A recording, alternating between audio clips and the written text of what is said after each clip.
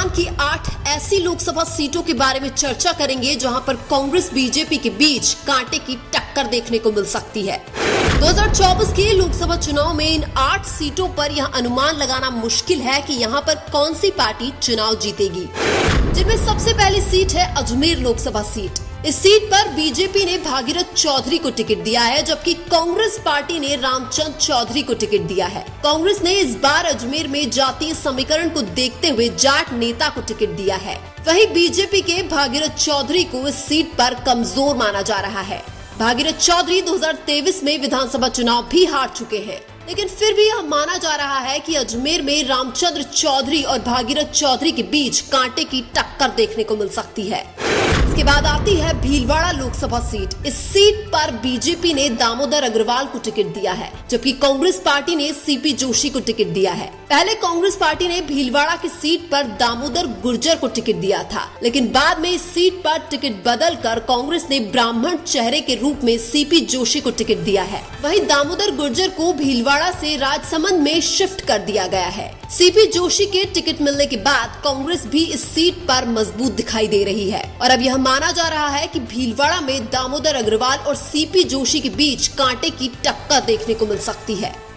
इसके बाद आती है जयपुर शहर लोकसभा सीट। इस सीट पर बीजेपी ने मंजू शर्मा को टिकट दिया है, जबकि कांग्रेस ने प्रताप सिंह खाचरियावास को टिकट दिया है। जयपुर शहर की लोकसभा सीट पर कांग्रेस ने पहले सुनील शर्मा को टिकट दिया था, लेकिन बाद में किसी विवाद के चलते इस सीट पर कांग्रेस ने टिकट बदलकर प्रताप सिंह खाचरियावास को टिकट दिया है। पहले कांग्रेस को जयपुर शहर की लोकसभा सीट पर कमजोर माना जा रहा था, लेकिन अब जातीय समीकरण के हिसाब से इस सीट पर कांग्रेस के प्रताप सिंह खाचरियावास एक मजबूत उम्मीदवार है। प्रताप सिंह खाचरियावास को जयपुर शहर में राजपूत समाज के वोट भी मिल सकते हैं और इसीलिए यह माना जा रहा है कि जयपुर शहर की लोकसभा सीट पर कांग्रेस बीजेपी के बीच कांटे की टक्कर देखने को मिल सकती है। इसके बाद आती है जोधपुर लोकसभा सीट। इस सीट पर बीजेपी ने गजेंद्र सिंह शेखावत को टिकट दिया है, जबकि कांग्रेस ने करण सिंह उचियारड़ा को टिकट दिया है। इस बार इस सीट पर दोनों ही पार्टियों ने राजपूत चेहरे को चुनावी मैदान में उतारा है। एक तरफ है बीजेपी के केंद्रीय मंत्री तो दूसरी तरफ है कांग्रेस का एक दमदार चेहरा। इस बार जोधपुर में राजपूत समाज के वोट भी कांग्रेस पार्टी को मिलने की पूरी संभावना है। इसके अलावा गजेंद्र सिंह शेखावत से जनता की नाराजगी का फायदा भी कांग्रेस के करण सिंह को मिल सकता है। इसलिए यह माना जा रहा है कि जोधपुर में गजेंद्र सिंह शेखावत और करण सिंह उचियारड़ा के बीच कांटे की टक्कर देखने को मिल सकती है। इसके बाद आती है भरतपुर लोकसभा सीट। इस सीट पर बीजेपी ने रामस्वरूप कोहली को टिकट दिया है, जबकि कांग्रेस ने संजना जाटव को टिकट दिया है। भरतपुर की लोकसभा सीट एससी यानी अनुसूचित जाति की रिजर्व सीट है। इस सीट पर पहले कांग्रेस को कमजोर माना जा रहा था, लेकिन कांग्रेस ने संजना जाटव के रूप में एक दमदार चेहरे को टिकट देकर समीकरण बदल दिया है। भरतपुर की लोकसभा सीट पर जाट समाज का सबसे ज्यादा दबदबा है और महाराजा विश्वेंद्र सिंह जाट समाज से संजना जाटव को वोट देने की मांग कर चुके हैं। इसके बाद यह माना जा रहा है कि भरतपुर की सीट पर संजना जाटव और रामस्वरूप कोहली के बीच कांटे की टक्कर देखने को मिल सकती है। इसके बाद आती है पाली लोकसभा सीट। इस सीट पर बीजेपी ने पीपी चौधरी को टिकट दिया है, जबकि कांग्रेस ने संगीता बेनीवाल को टिकट दिया है।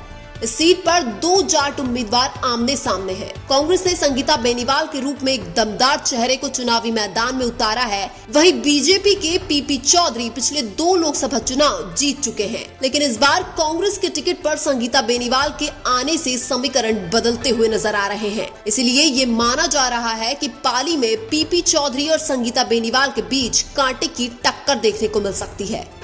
इसके बाद आती है जालोर लोकसभा सीट। इस सीट पर बीजेपी ने लूम्बाराम चौधरी को टिकट दिया है, जबकि कांग्रेस ने वैभव गहलोत को टिकट दिया है। अशोक गहलोत के बेटे वैभव गहलोत ने अपना पिछला लोकसभा चुनाव जोधपुर से लड़ा था, लेकिन बीजेपी के गजेंद्र सिंह शेखावत के सामने वैभव गहलोत चुनाव हार गए थे। इस बार कांग्रेस ने वैभव गहलोत को जोधपुर से टिकट न देकर जालोर से टिकट दिया है। अगर वैभव गहलोत इस सीट पर जाटों के वोट लेने में सफल हो गए तो फिर यहाँ पर मुकाबला रोचक हो सकता है। अब तो अशोक गहलोत भी अपने बेटे को चुनाव जिताने के लिए जी जान से लगे हुए हैं। इसलिए ये माना जा रहा है कि जालोर से वैभव गहलोत और लूम्बाराम चौधरी के बीच कांटे की टक्कर देखने को मिल सकती है। इसके बाद आती है चित्तौड़गढ़ लोकसभा सीट। इस सीट पर बीजेपी ने सीपी जोशी को टिकट दिया है, जबकि कांग्रेस ने उदयलाल आंजना को टिकट दिया है। वैसे तो सीपी जोशी इस सीट पर बीजेपी का एक दमदार चेहरा है, लेकिन चित्तौड़गढ़ में सीपी जोशी के साथ भीतरघात हो सकता है। चित्तौड़गढ़ में राजपूत समाज सीपी जोशी के खिलाफ वोटिंग कर सकता है, क्योंकि 2023 के विधानसभा चुनाव में सीपी जोशी ने राजपूत चेहरे चंद्रभान सिंह आक्या का टिकट काट दिया था। हालांकि अब चंद्रभान सिंह आक्या और सीपी जोशी के बीच सुलह हो चुकी है, लेकिन फिर भी इस सीट पर सीपी जोशी और उदयलाल आंजना के बीच कांटे की टक्कर देखने को मिल सकती है। लेकिन आपके अनुसार इस बार राजस्थान में कौन सी पार्टी ज्यादा सीटें जीतेगी? कमेंट करके जरूर बताइए। वीडियो अच्छा लगा तो लाइक कीजिए और हमारे चैनल मीणा की आवाज को सब्सक्राइब कीजिए। धन्यवाद।